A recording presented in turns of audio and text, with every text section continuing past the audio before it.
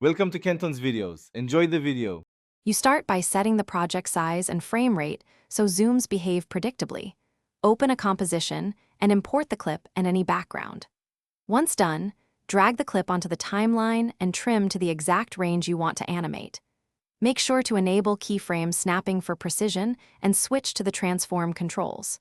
From here, you'll add the first position and scale keyframes at the clip's in point to anchor the initial view and prevent jitter. You'll now craft the streak.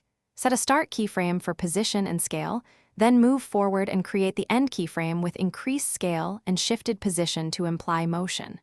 Once done, apply easing to both keyframes, ease out on the start, ease in on the end, so the zoom accelerates and decelerates naturally.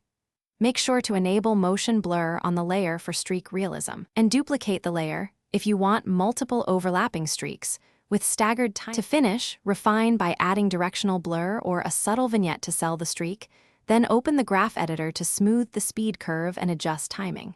You'll preview a short section, correct any popping, and export with your chosen resolution and bitrate.